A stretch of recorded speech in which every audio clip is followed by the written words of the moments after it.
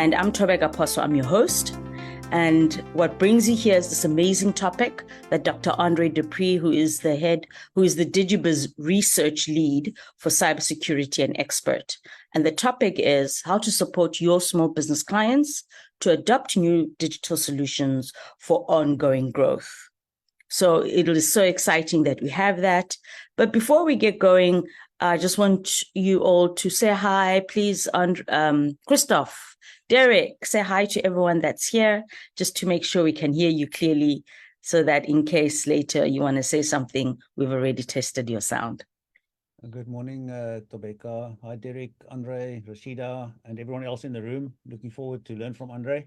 This is definitely for the future. It's sort of, if we left behind in terms of digital tools, we're not going to be able to support our clients. So I'm looking forward to hear from Andre today what those tricks are that he's got up his sleeve, how we can better prepare ourselves. Good morning, everyone. Thank you very much for joining us today once again. And thanks to our partner, EPI, and to SEDA. We're really grateful that we are closing the year on a high note with the event, which we have been pushing for quite some times now. And we are happy with the progress and hope you are happy with the engagement. And to everyone who has joined us online, welcome. And we are looking forward to your engagement. And to Dr. Andre, thank you very much for agreeing to be with us today and to address the topic. And we are looking forward to great engagement with you. Thank you very much. Thank you, Derek. And Rashida? Good morning, everyone. Lovely to be here. Yes, definitely ending on a high note. Just thinking about the year that has been, that we've come a long way. And of course, we are always grateful for this particular partnership because we get to deliver and support and capacitate practitioners within SEDA, IBASA, and we part of the solution, which is great. So thank you so much for being here, and we look forward to learning from you today, Dr. Andre. Great, thank you very much. And I don't know, maybe you, Christoph, how long have we, just to give some insight around this lovely relationship between these three industries. How long has it been going for? Gosh, Derek will have to help me. I think it's 6 years that IBASA and EPI has been working together in bringing practitioners insights and learning as part of the CPD, and SEDA has been involved for the last 2.5 years in this too. And I had a look at the EPI's YouTube channel the other day, and I was surprised to see the number of recordings there. So if anyone wants to go back and kind of revisit some of the things that we've done in the past, those learnings are still up there for you to enjoy too. Wonderful. And so it was just some history around a bit, this relationship between these three amazing organizations.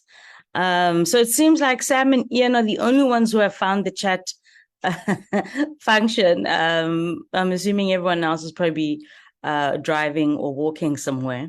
But without any further ado, I guess then we get started. Hey, Christoph, what do you think? Yeah, let's get going. Andre's got a lot to tell us, sort of. So. Yeah, he has a lot to tell us. But before he even has a lot to tell us, he has done a lot. What's so amazing is that as much as right now, you heard me saying right now, right? He is in the cybersecurity, right? But now let's go back in time. Andre started off as a microbiologist, a biochemist, a nuclear chemist, and then later shifted towards business and IT. Now, that is amazing. That is a lot of insight. That's a lot of knowledge. And for me, it's not even like, oh, you're doing so many things. There's a lot you obviously learned in those biology, chemistry, nuclear chemistry, how to put things together and make sense, I think, but I know nothing about it. And then later, over a decade in research and laid the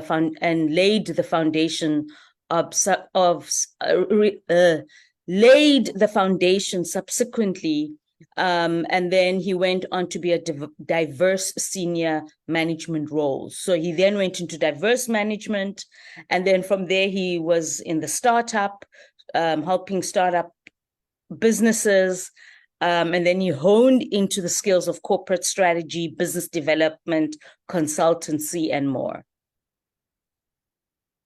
So all of this, including in the software development, process automation, and data security.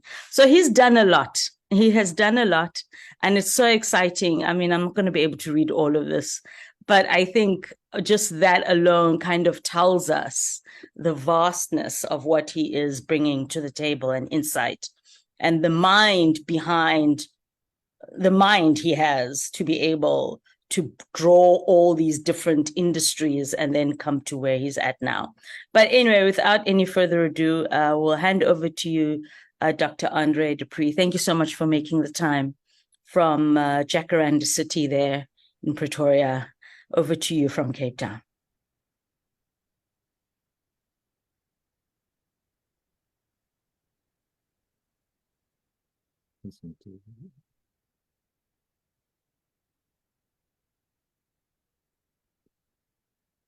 All right, so he's going to share his screen and then let us know.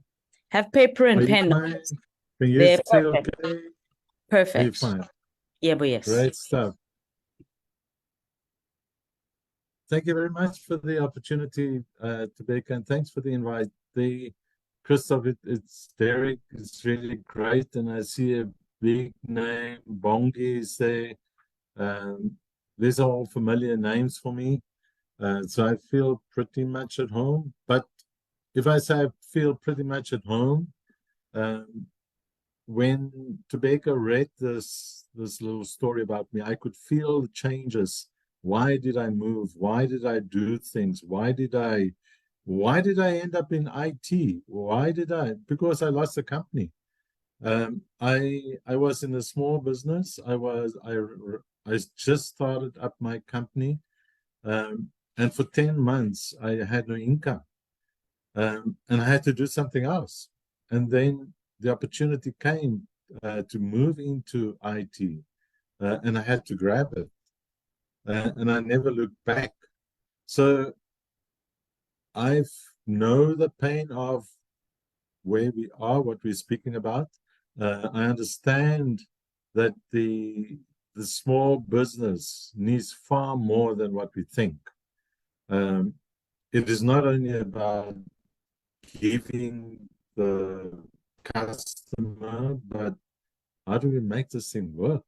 That is most probably the most critical thing for me. So if I look at and thanks again. So the topic for today is how to support your small business clients to adopt new digital solutions for growth.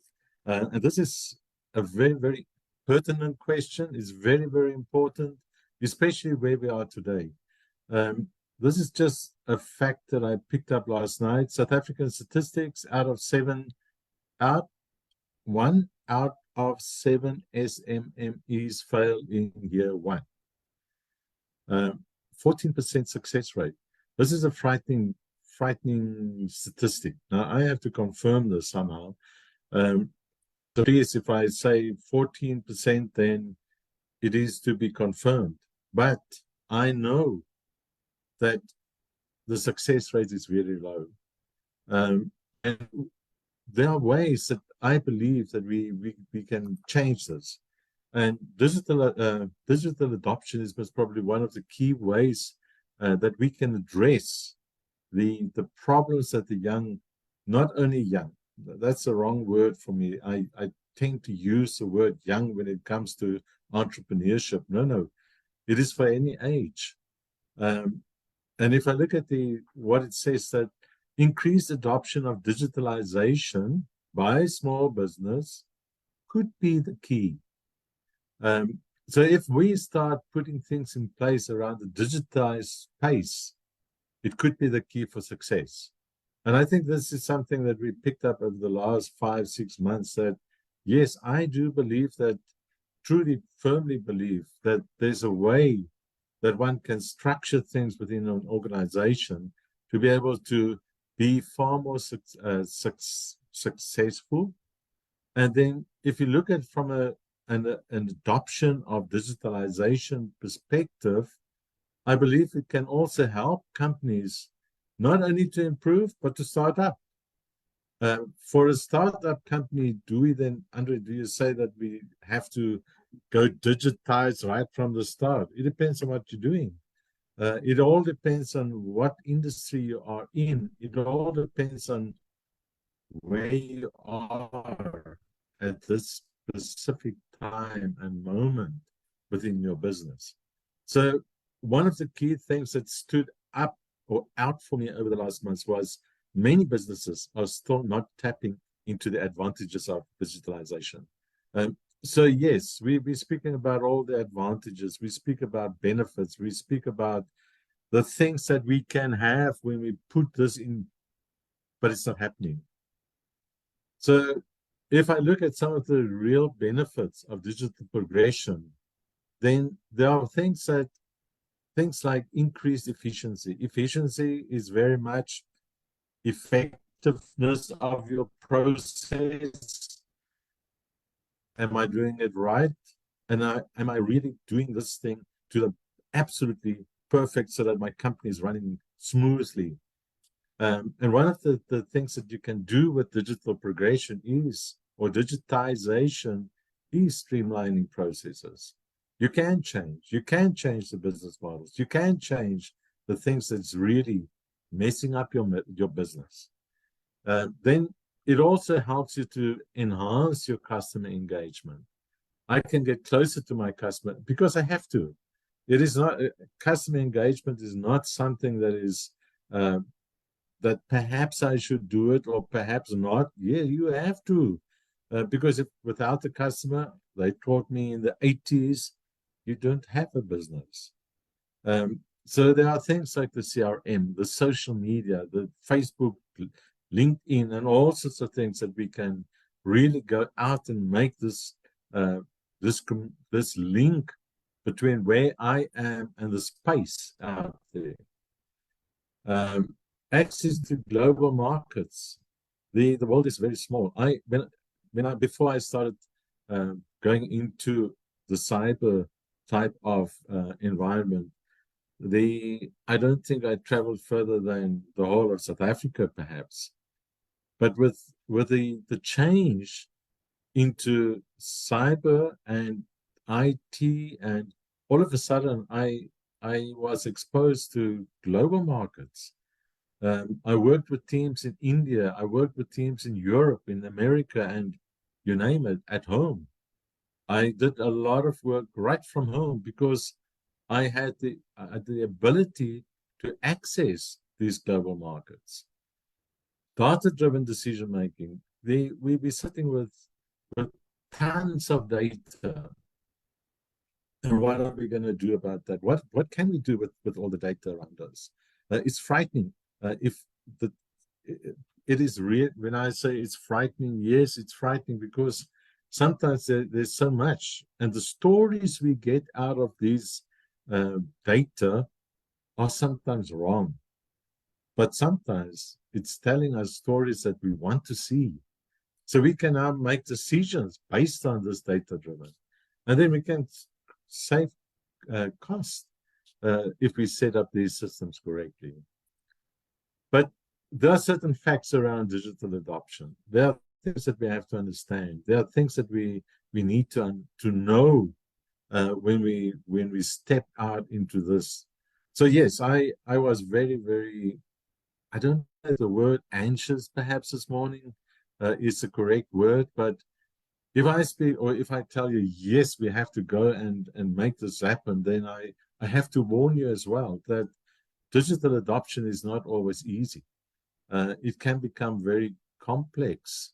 And we will look at some of these facts or the facts around digital adoption. Now, this is with thanks from Digibus. This is a very interesting slide, and I'm going to try and explain this to you. It consists out of 4 quadrants, and you can see that this little diagram or graph, there are 2 graphs together. The one says entrepreneurs and the one says practitioners. So we're going to look at the one for entrepreneurs. So the fact here, what does it tell me? It says 55%, but what does that mean? 55% a responder It means that 55% out of this sample that we took out of 420 respondents or entrepreneurs and business practitioners, 55% only, no, not only, that's the wrong word altogether, only 55% of all respondents are still stuck in the digitized space. Perhaps not even in digitization, not even in digitized, which means we're working with spreadsheets, we're working with the documents on our tables, we're working with calculator, and I don't say there's something wrong with that. But what I say is that there's a huge opportunity.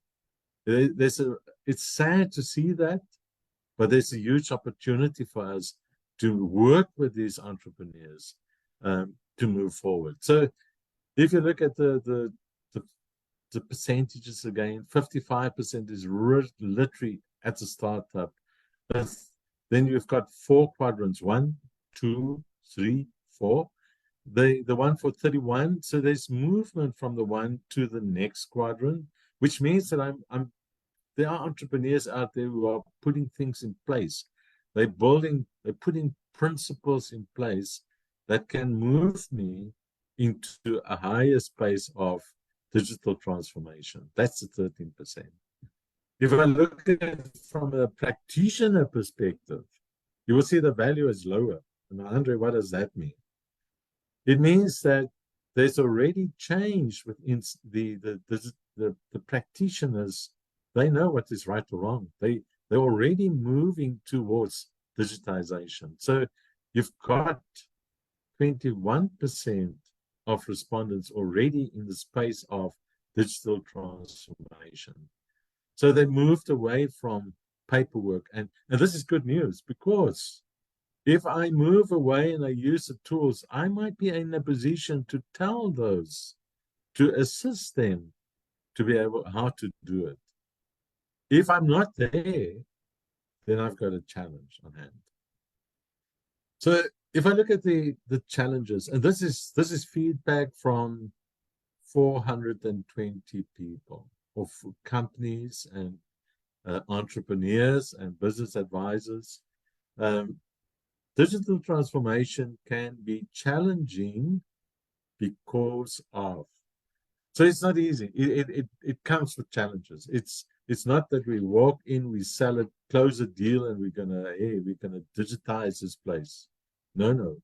You have to understand what is happening inside this business. But it's not only inside the business, it's inside the heart of the leader, because this is what we're speaking about here. We're speaking about this leadership. We're speaking about the teams that he's working with. We're speaking about the resources that's available to this person. Digital transformation comes with fear of change. We have to understand that this leader doesn't want to change because perhaps it's not only because he doesn't want to change, because there's a high level of stress. And one of the things that stood out for me over the last few months was this one thing that came up: lack of customers. The fact that we cannot digitize, one of the key things is lack of customers, which is lack of revenue, which is lack of disposable capital for moving forward. So it's a real catch-2 situation. I think catch-10 situation. I'm not too sure which one. But yes, it's a concern because we cannot move forward because there are things hindering us, not only inside the heart, the soul of this person. It is about the real things. There are things like lack of business knowledge, it's not even technology, it's lack of business knowledge that we're speaking about. They don't know what to do. They don't understand. And as I say, this is not it's not me who wrote this. this is literally feedback that we receive from the entrepreneurs. Lack of business knowledge, lack of knowledge of technology. Now, if you digitize, you must be in a position to bring or to align these two. Lack of business, lack of knowledge, you cannot align. So you need the business knowledge and the technology to bring them together to make it work. Not understanding the benefits. There are so many benefits that we can think of, but how can we tap into that? And then the mindset towards technology, we're afraid. I'll never forget when I stepped out of business into IT. I was crazy. In actual fact, I was totally crazy because I said, I want to understand what is happening there. These guys are telling me stories. I have to wait on a daily basis for IT people. The developers say, Andre, you can't ask me these questions because. And I said, no. And I moved into IT because I wanted to understand. But many times we don't do that. Mindset towards technology, there's this fear. And of course, I still have the fear of IT because it can be challenging. If you look at the other challenges, leadership, one would say that the leader is really the man who makes us, he is the man who makes this happening. Digital progression hindered by assumptions, lack of awareness. It could be that they're not reading, they're not really up to speed on technology. Resources, limited access to funding, resources, markets preventing digital adoption. Technology, this is most probably one of the things that is frightening. The pace of technological advancements. I remember in the 80s, that's a long time ago, we spoke about every 3 months, Microsoft said they're changing the technology. I don't even know. I tried to find some information on what is the speed of change now. What they say is rapid. So it's happening on a constant, fast move, on a daily basis, most probably. And it leads to system obsolescence. Now, system obsolescence means that it's a waste. It could be, I invested money already, but I'm losing it. And those are the things that you have to consider. Data quality, challenges towards data quality. I cannot get it into my system. I cannot get it out of my system, and I cannot use this data because it's all messed up. So if I look at these things, then yes, where do I start as a business practitioner? Where do I start as a business advisor, a coach or mentor, whatever who you are? Now, this is one of the slides that's I tried to explain this picture to Becca yesterday, and I said, I looked at this curve and I said, well, what does this thing tell me? And then I saw the wide legs. Now, to Becca, you can see the wide legs. And immediately it tells you a story that every customer, every company that you're dealing with is in this space of current progression, requires a customized approach. They're all unique. It means that we're not all the same. If I look at the graph, then there at the top, there the mouse goes, but which one? The driver one or the status or the score? Sorry. So the big one in the middle. I'm just looking at focusing on basically all three of them is telling me the same story. We are pretty much unique, every company. So we as business advisors, we have to understand right from day one when we deal with our customers, where are they? In what state are they? Where are they moving towards? What is the state of mind of the leader? So it's a challenging road that we most probably enter into. I looked at the figures, and I said to myself again this morning, in a few years ago, it was about 65% of all IT projects fail. Now, the only stats that I could pick up again this morning was 70% of all projects fail. Now, this is all projects. So even if I then say I am going to assist my company my customer to digitize, this is a real reality that you should bear in mind. That yes, we may not be able to go through and unless if there's a 70% failure rate, it means that there's a 30% pass rate, and that's where you should be. That is where the business advisor of today should be. But how do I get there? And I think that is where we would like to almost start the story today.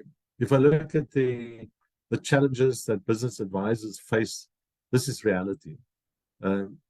Selling software, selling a combination of I'm going to fix your company and I'm going to align new technology to this. I might even change your model, Mr. Customer. Then yes, we do get resistance from clients. But now we understand, now that we know that they're afraid, it could be that they're afraid. It might be that we as business advisors have limited understanding of digital technologies. As I say, it's almost impossible to know all the technology. It's just, there are some young people that I've met, they start working on this when they, at the ages of 5, 6, 7. At the age of 12, they've got the companies running. At the age of 21, they at the stock exchange, CEO of one of the youngest CEO of an IT company. That is what we're dealing with. Young people who really understand the intricacies of all this. But I'm not there. I've got limited understanding, perhaps, of this. Technology, integration challenges, selection. Selection is just the first step. But once I understand what this technology can do, what do I choose? How do I make all these systems work together? This integration challenge. How do I do that? Because my customer has got budgetary constraints. And in some cases, this technology does not align with my business. Am I going to customize? Am I going to change my model altogether? Am I going to develop something that's unique?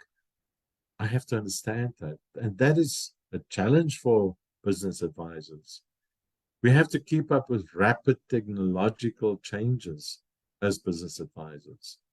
But that, Andre, that's not where I want to be. But that is perhaps where we want to be.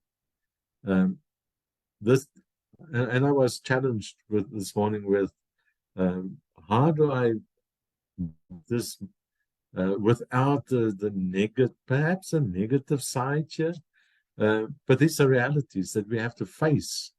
And the sooner we get to the grip of technology, the quicker we can move on as advisors who really understand how we're going to implement these things. There's a possible solution to increase digital adoption. Over the last 5-6 months, I do believe that it was an unbelievable experience for me to be able to work with Christoph and Nguyo and Sifiso and many others, Tobeka, Rashida. How do we, and what can we offer the market that's different? And I'm not selling today. No, I'm excited because I believe that there are ways that you can really do this. So if I look at the digital progression model, that's the name that it's called, then I'll talk you through this in a minute. This is basically the model that we developed over the, I think it took us a few months. And we had to unpack this. And this is where we start. If I really want to understand my customer, if I really want to be of benefit to my customer, if I really want to assist my customer, because there are two things here with sales. I might have a customer base already, and I might be upselling, or I might have to go out and find a new customer. But I know we do have challenges from a digitized space. I know that we have to move through, this man is still working on a piece of paper. How do we do this? And the model says that there are 3 steps in this digital progression that we have to go through. Number 1, digitize. We have to digitize our business before we can digitalize, before we can digital transform our business. Digitization is very much focused on just improving my information, the data. Is the structuring of my data correct? Can I fix it? Can I upload it into a system so that I can become digitalized? And that is basically where we are starting to look at improved processes. It is now no longer that I have to call, and I had to learn from Rashida over the last few months that yes, communication is not only I have to meet you face to face. That's what I'm used to. Hey, we can send a WhatsApp, we can send a call, we can send things. So there's a change in the way that we do business. And then, of course, from a process improvement, we can move to this business improvement. And this is the exciting part. We can go from digitize to improve business straight away. We just discovered that there might be 3 ways of getting to that step, but we will look at that in a moment. There are 7 drivers to be able to move through that progression. There are 7 drivers that we identified. 6 of these are internal, and 2 of them are from the organization, looking at the leadership and culture, the business structure. How do the things fit together inside the business? What is the mindset of my leader? Does he work with the resources? Has he got the capabilities, the capacity, the things that he needs to be able to go into digitize? Then the operational. We've got a process development. My process is not aligned. My process is not efficient. We have to understand that. The resources, financials, could be the problem, but it could also be the skill sets required by my team of people. Then, of course, the technology, data quality, innovation. So those are the things that we address in one.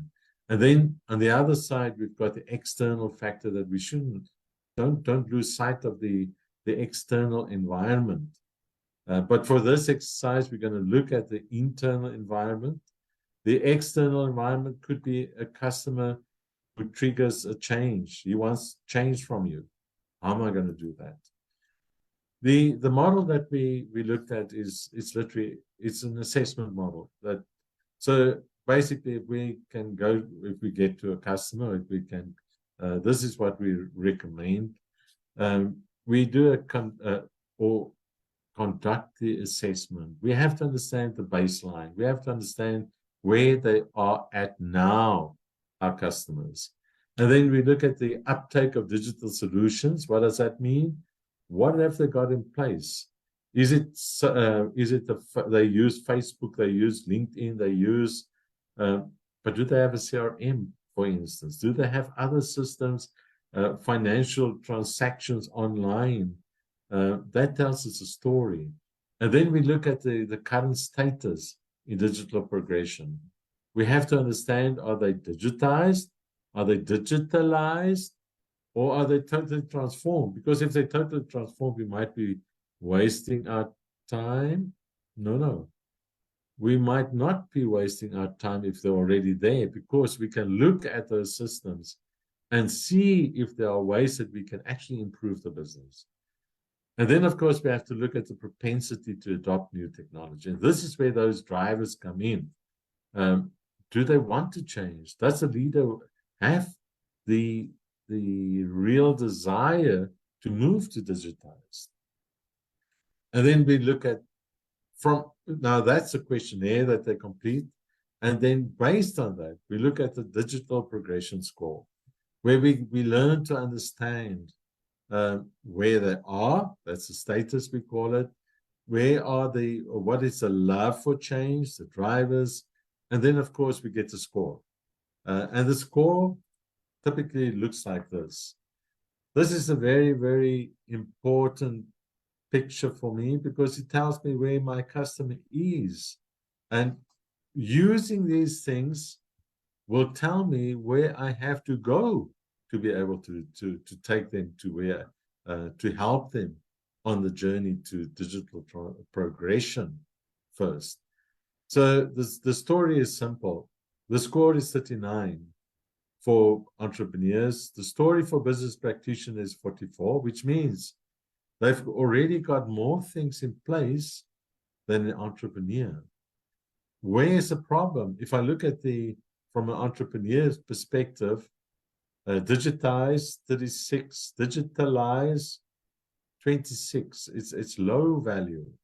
There's a problem. They're not moving. But from the status perspective, both operations and organization seems to have a low value. From a business practitioner perspective, yes, digitized. The systems are on systems, 47. So the status is 38, which is already higher than the 32 of an entrepreneur. But where are the real what have they done? They looked at operations.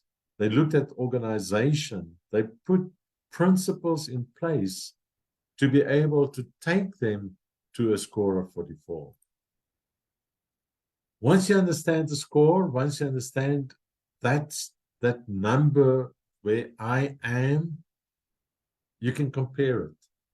We've done the Digital Progression Index for 420 entrepreneurs and business practitioners. And this is basically the index Index 2023. The reason why I call it the Digital Progression Index 2023 is because there's going to be 2024. So God willing, that if we can do that, that is what we would like to see moving forward. But the value is 41. What does this mean? It means that the x-axis, both x and y-axis, you've got 100. There is 0 to 100, 0 to 100. There's a value of 48, which means it falls within a certain things happened from my business perspective, but also it's 34 from a digitized perspective, and that gives me the value of 41. So looking at it from an indices perspective, that is the index of all businesses grouped into one, 41. But then I've got indices for subgroups. Now, this is an interesting one because inside that 41, you can see different stories.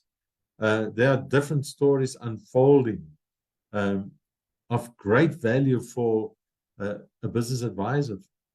If you look at from an entrepreneur perspective, we looked at this, it's 39, it's 44. If from a male and female perspective, the value is 42, and a male is 40. So it could be that the female, if you look at operations to organization, the values are higher. So they might be more technological, putting things in place to make their businesses work. If the other one that is interesting but sad is if you look at the value of 44 in cities and suburbs, So the entrepreneurs in cities, suburbs, they've got a score of 44. Things are, it could be that there are stable networks, there are stable things already in place. And then I look at the rural side, it's 38. So there's a real need. And if I go back to the digitized space, 35, it's low. It's a low value between the two, which means that I'm not fully digitized yet. I'm not there on, I'm still working on paper to be able to move forward. From a VAT perspective, this is now the big organization versus small. 39. So those smaller businesses, they do have an adoption concern, but also an opportunity for the business advisor. This is basically where we are. This is the story where am I today? And if I look at this distribution curve of, or the, not curve, the graph of class of 2023 in my digital progression matrix, then 54% of those who responded are in the responder space. This is literally the first step into digitization. 29% are, they already laid the foundation. Only 16% of these customers actually moved into real digitalization. So yes, this is now telling me a picture. It's telling me a story of where my customer is. It's telling me where I can go. Looking at from a again, not only from the full picture perspective, but I'm going to break it down. Where am I from a town and rural perspective? 59% resides in responders, not digitized yet. Only 13% of those are in the digitalized space.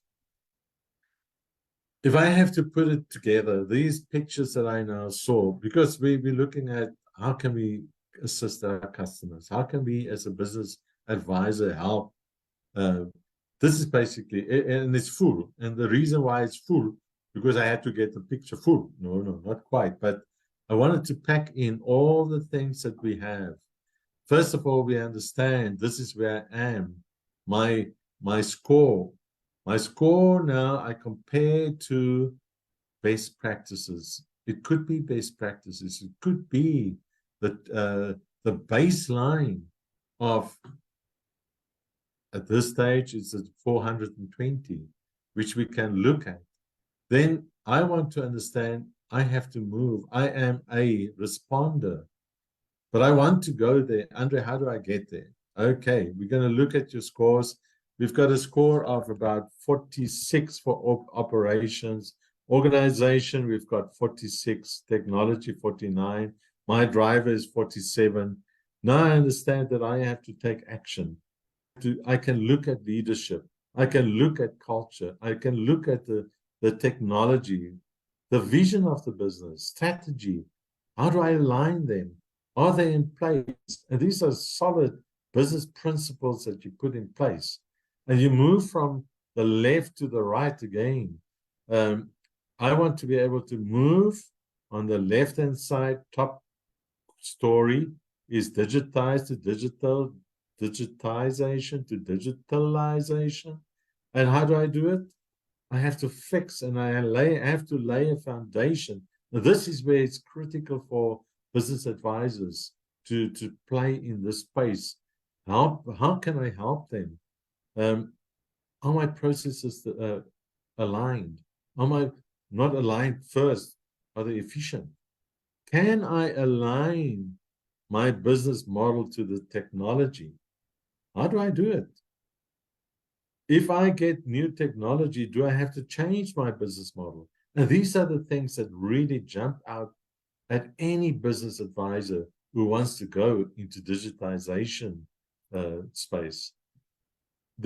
once you understand that picture, you will go into, it could be a coaching methodology where I understand my business vision. We set up this vision. You can speak to your customers. Where am I, and where do I want to be? I know where I am now. We saw where the status of your business. We understand the heart of the fears of your heart, the mindset.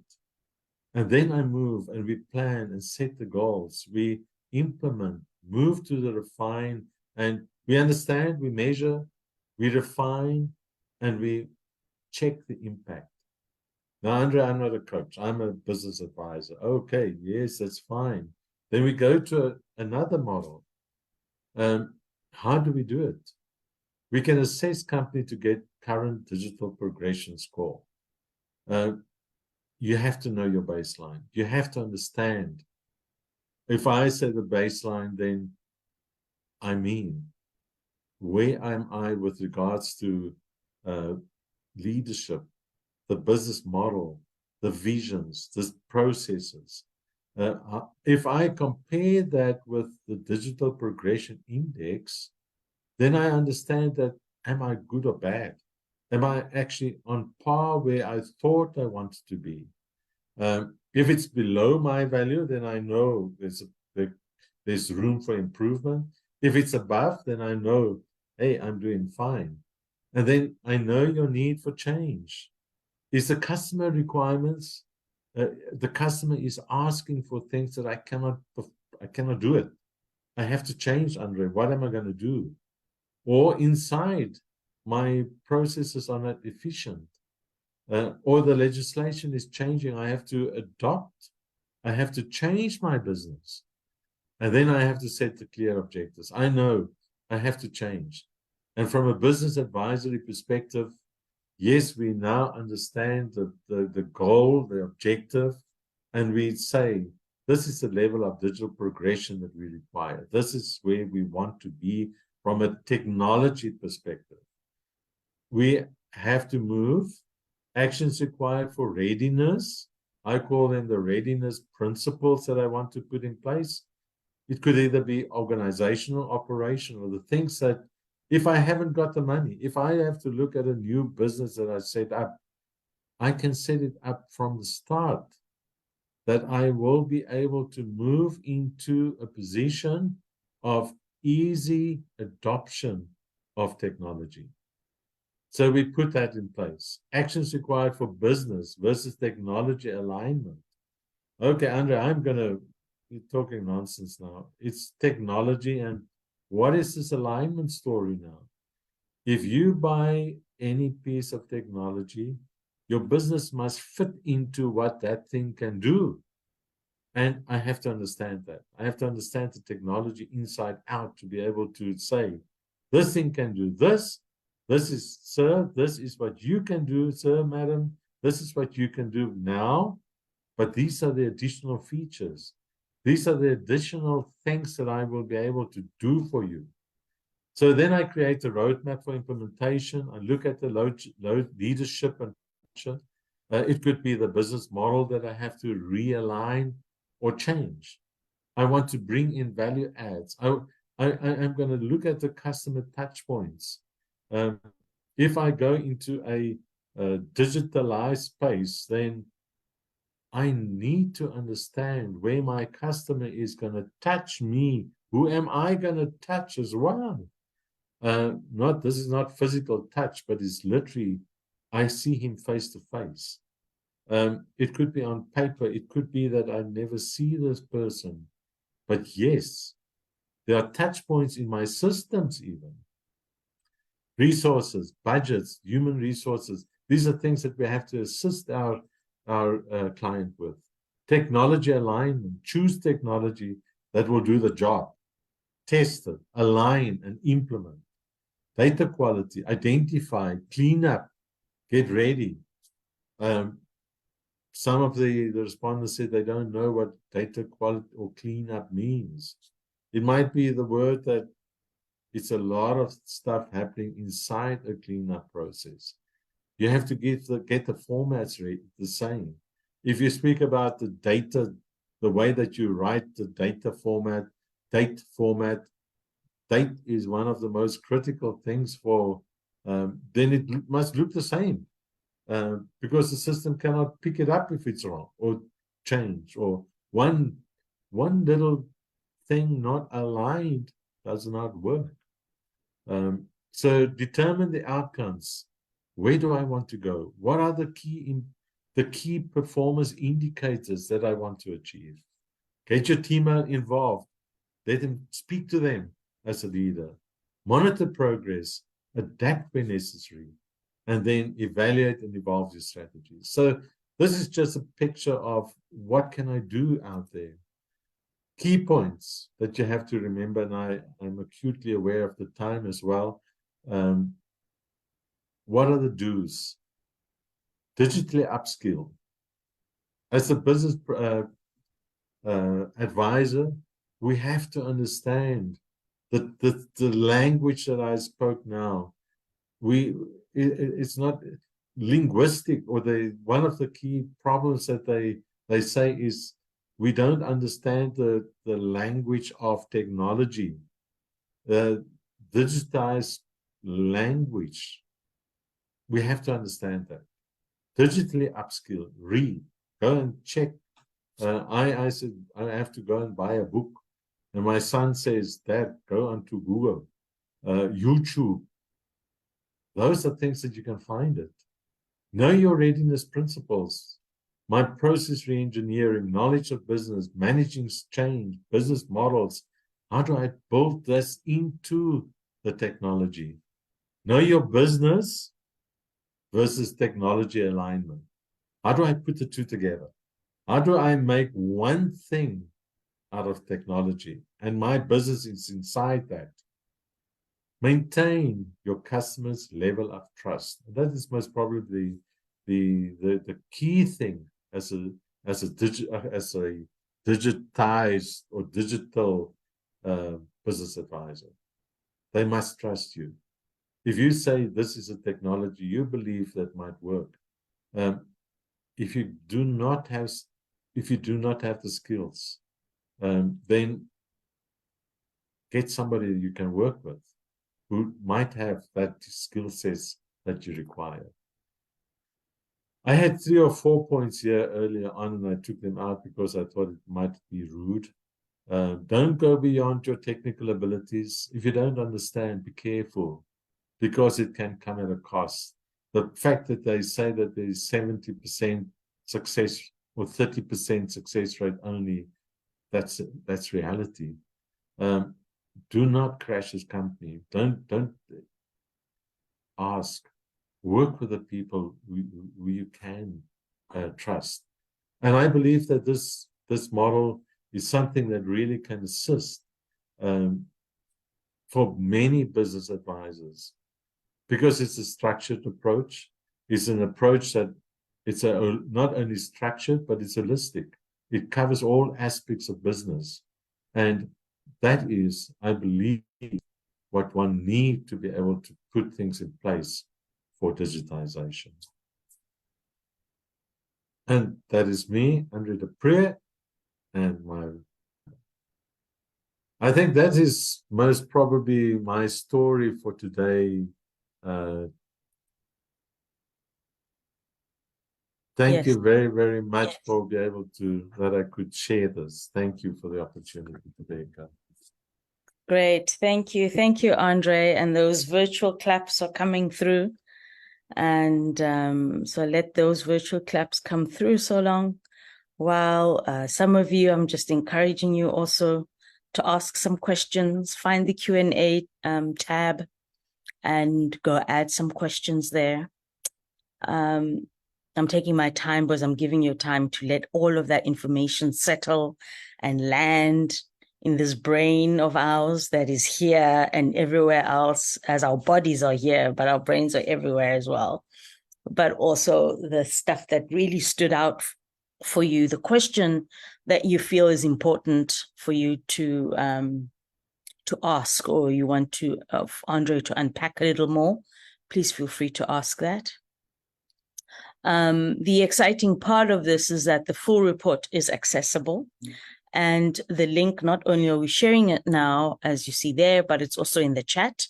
So click on the link there and save the report for yourself and share it with your community. And it's a nice way to help you look through two things for yourself as a business practitioner, which is lovely because we have that information there, as well as for your clients as well. So it'll be very insightful. Yes, Andre? Rebecca, just when it's available, it should be available pretty soon. So if they go onto the link now, they will not find the report yet, but it's coming. It's coming. So click on there and bookmark it. Bookmark it, or otherwise copy and paste the link, put it in your calendar and say, add 10 days, and then look at it next week or something whenever you have time. So those are your options over there. Yes, Christoph? They can fill out the form now, Topeka. They don't have to wait for the report to be available to fill out the form. But Andre will release the report when it is available, and that will be emailed to people then. Okay. So actually, okay. So what is actually there is a form. I just clicked on it. You see what happens when you don't know what you're talking about. So the click is actually a link. It's not the report. And the click is you submitting so that your information's there. Once the report is accessible, you get it. You see, now I speak with a lot more confidence because I know what I'm talking about. Okay, so that's life. Thank you very much, gentlemen, for clarifying as well. So I see someone has been added in here. I'm assuming there was a hand up, right, Christoph? Yes. So we already have our first question or thought or insight. And the rest of you, please. So you have options. Put your insights, interesting, in the chat, your question in the Q&A. Otherwise, if you want to say something, use the raise your hand tab at the bottom right next to reactions. There's raise your hand. If you're on your phone as well, you'll find it there somewhere. And then we'll let you in to go on.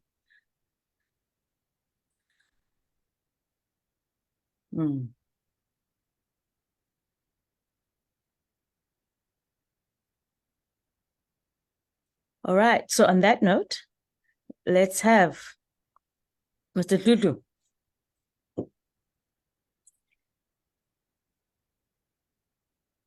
Over to you. You want to unmute them? DLC. Before we get... Or was that by mistake that they had raised their hand? Maybe they were clapping. We're asking that they unmute. We can't unmute them ourselves. Yeah, try again, because I also did it. So I guess we were both doing it at the same time. Ile can unmute, otherwise we'll go somewhere else. Yes, you must just unmute. Don't raise your hand again. Okay, they got it. No. But Sile, go there at the bottom left, says Butisisi. I'm not sure now. This is what the dearest one. Nazo. Go ahead. Over to you.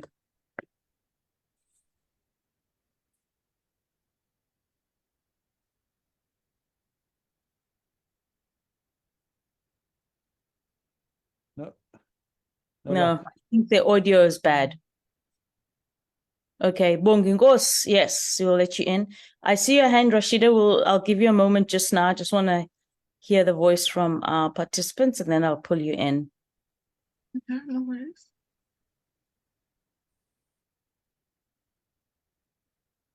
There are no hands at the moment. Oh, she put her hand down. Okay, great. Yes, Rashida. You're muted. You are unfortunately muted. There we go. Okay. Now, my question was for Dr. Andre. So, in my observation, because as much as we are working on everyone else's digital progression, I've also sort of paid attention to our own team's digital progression. And what I find is a very critical step to adopt is the attention being paid to training. So most likely you will fail at the project if you don't put that as a component in your implementation plan. And I want to make a special mention because it's just so critical. like we have a CRM, but we haven't actually done hands-on 2-hour practical training.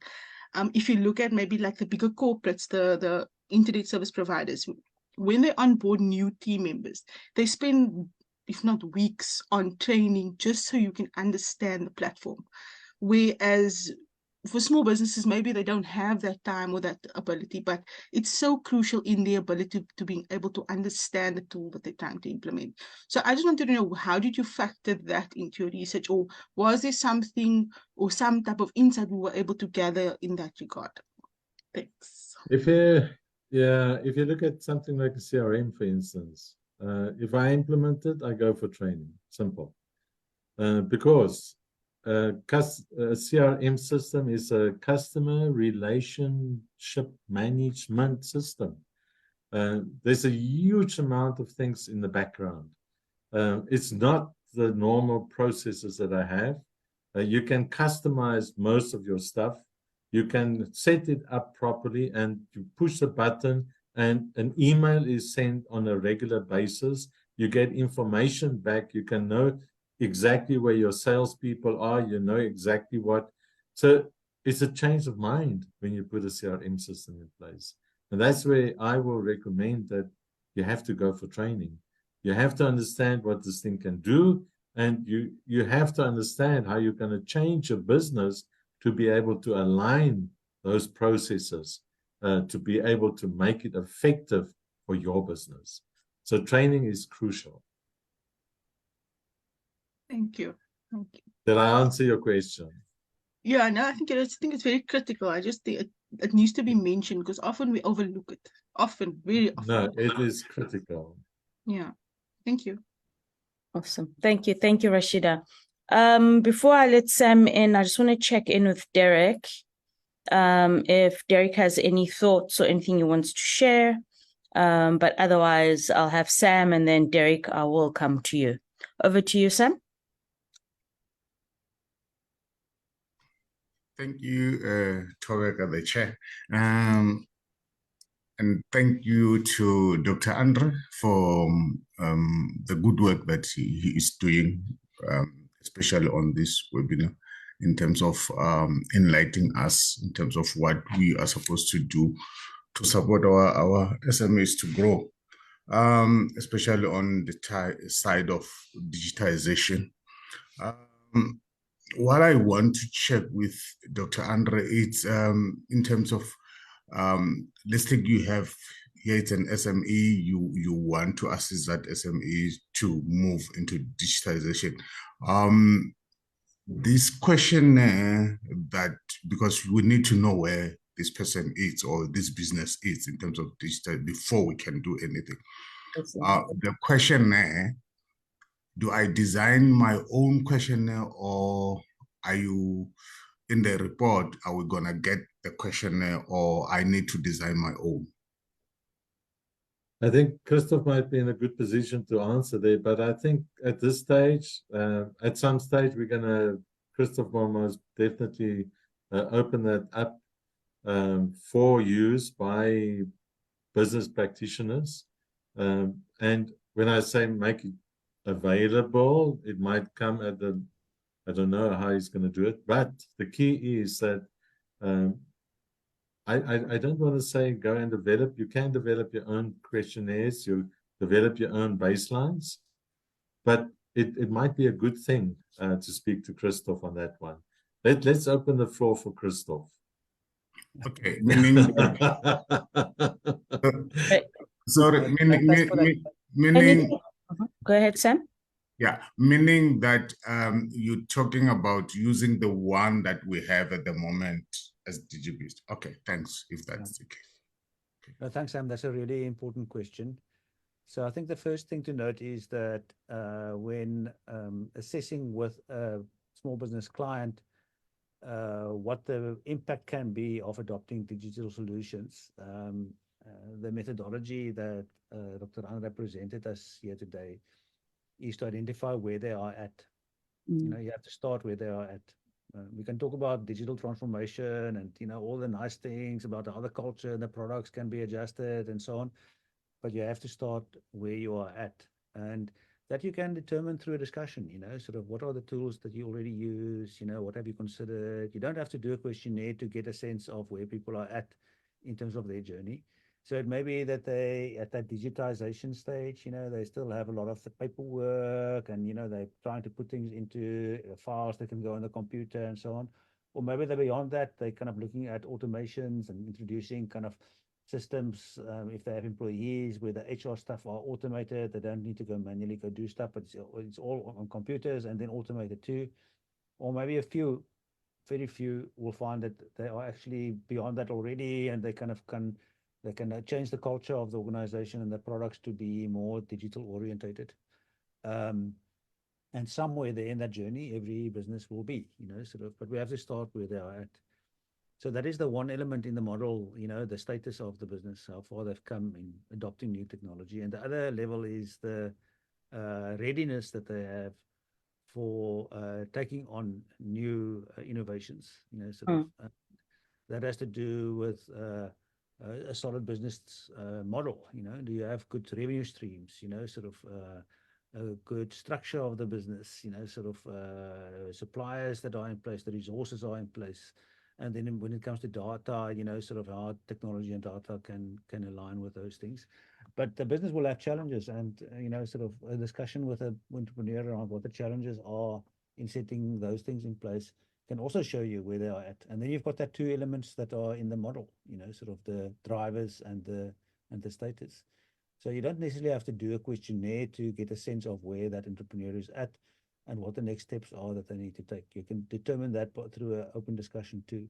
But of course, the tool is easy. It makes it easier. It is also, I don't know about you, Sam, but I always find as a practitioner, I find it quite useful to have an independent report that someone gets, or a score that someone gets, because then it's not me making the judgment as the practitioner, it is the report, and then we can discuss the report together, sort of. So it's kind of giving a point of reflection for both of us to look at, it's both of us stand a bit back and look at the report and discuss it. It's not me as a practitioner having to kind of make a judgment, so to speak, sort of.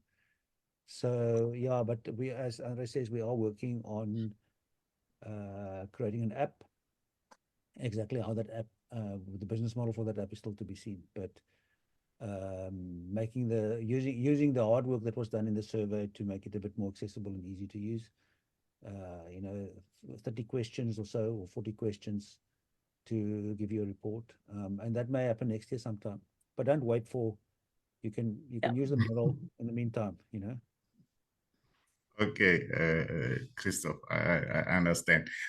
Yeah, I wanted us to move to the side where the report or the observation is not subjective, it's objective in terms of having a person complete the questionnaire, and then we sit together and discuss the questionnaire. It's not me who's saying you are this and this. The report is saying this is the situation in this company. Thanks. But in the absence of that, we can, in the meantime, use our own judgment. Thanks. Great. Thank you. Thank you very much. And I'm sure we have these baseline questions we put in there.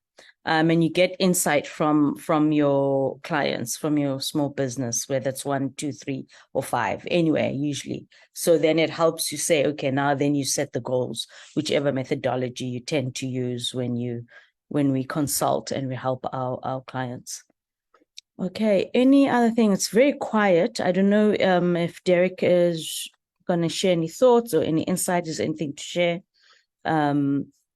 on what a lot of what they've been getting as IBASA from their practitioners. What's the trend? What are the kind of conversations that happen around this? But yeah, so hopefully hear from him soon. Anything else? I was fascinated also about the gender and the demographics and the gender lens around that. The feedback on that. And I mean, I wish one last one would be the age. Did we have age? No, you didn't, eh? Or did I miss that? Which slide was that? I don't think I have it now, but I did look at age as well. And I think it was not. I was amazed because it was not that the young people were more savvy. No. I think the older people also. So it's what I said before. It's not age restricted. Yes. It's open. It's how open your mind is. That's how open technology is. Got you.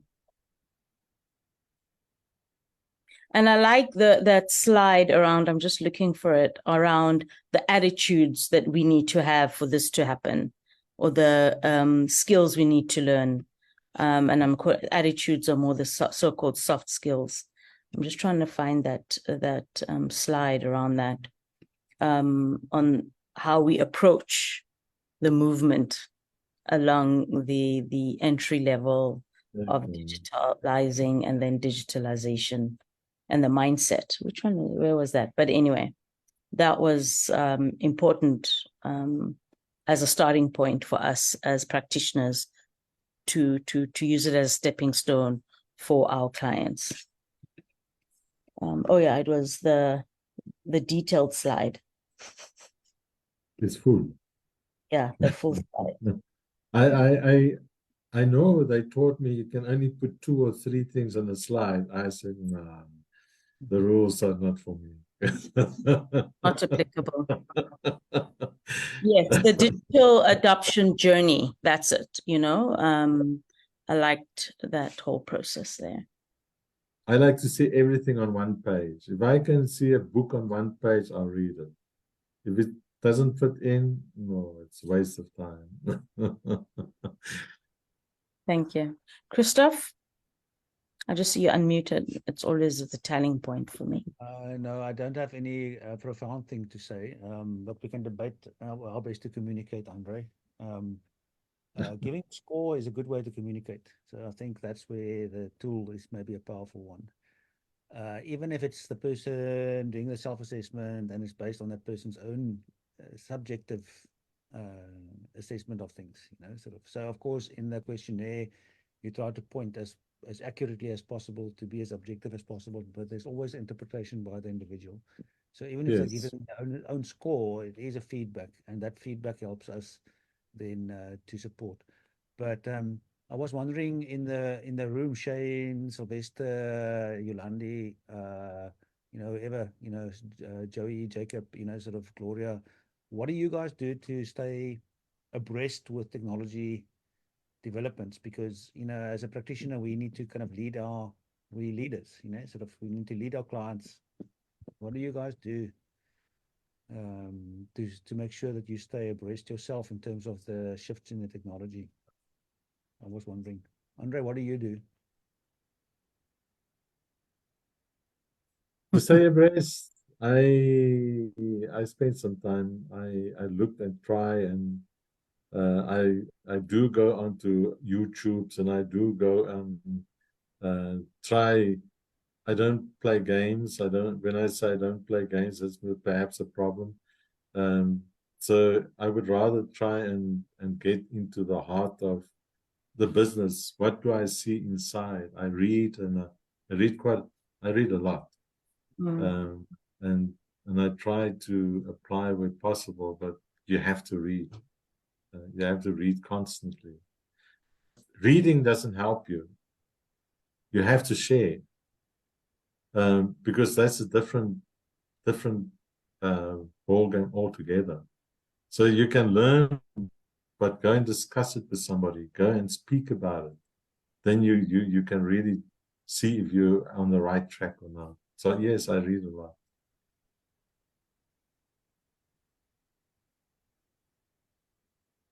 Sylvester says, I do follow guys in technology and research more on how IT can assist SMME.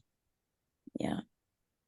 Perhaps, Sylvester, if you've got some favorite sites you can point us to, or some feeds, it's always useful. For Sylvester to share some sites or insight or ideas. Sharing. If you want to talk, just raise your hand. We'll allow you to talk. See, you're going to make people scared to put notes when they're like, you see, when you put a note now, Christoph will pull us in. But he doesn't have to. We Yeah, won't. I know. As you suggested. But also what I've noticed also for me is being in different spaces of interest that I have, you know, being part of groups and conversations, because you get to see the technology that happens, that people share something with them, everything. So that's what I've picked up and noticed. Digibus that Andre mentioned, the research was done by Digibus. They've got a platform, digibus.net.za. So that's a place to join if you haven't joined yet. Maybe we can put that in the text chat too.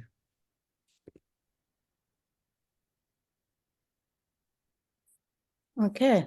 Seems like people are quiet. I think we should now end off. We don't have Yeah. any left.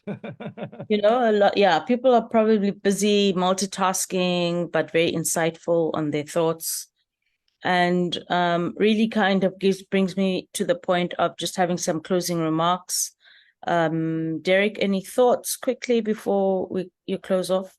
But you're going to have to turn your inazog. I'd love, you know, just any insights or thoughts you would like to share. And then everyone else switches off their cameras. How's that happening? Go ahead, Derek. Thank you very much, Toega, and thanks to Dr. Andre for your insight. And yeah, and thanks for everybody for joining, and looking forward to the new year, because this is our last and final. But from IBASA, we'll be communicating with you via our newsletter with regard to what to look forward to in the coming year as we are preparing for our AGM. So yeah, other than that, I just want to say Merry Christmas and wishing you all the best. Great. Thank you. Thank you very much, Derek. And Andre, Christoph, but for everyone else, thank you everyone for being here, and be safe during these holidays. Take care of yourself, take care of your mental, spiritual, and physical health, because you only have this one body, and there's January after December. And if you had a hard 2023, guess what? 2024 is there for us to make use of it. And if you have a hard month, guess what? The next month is there to help us out. So either way. Thanks, Rebecca. Thanks for keeping the discussion going and the learning. It's always engaging and fun. Great. Thank you. Thank you very much. Andre? Well, thank you very much. It was really fun to be here with you again today. I know we're coming to the end of the year. If you can get a report, please do. It's going to be perhaps challenging reading sometimes, because it must be scientific. So you're going to see numbers, you have to analyze, you have to check. But I hope it's insightful. So thank you very much. And all the best to you guys. Derek, thank you for the invite. Great. Thank you very much. The nice thing is that when you read the document and it's hard, you have the link to the DigiBizNet. You can always go on there and share something. And guess what? Not everyone celebrates Christmas, so don't feel bad if you send something on the 25th or the 26th of December. The world's our oyster. It's just not our homes and our cities and our countries and our own religions or family traditions. So don't feel bad. But there you are, and we'll see you next year, and be safe. Thank you very much. Bye, everyone. Thank you. Bye, everybody. Happy festive season. Bye-bye. Bye.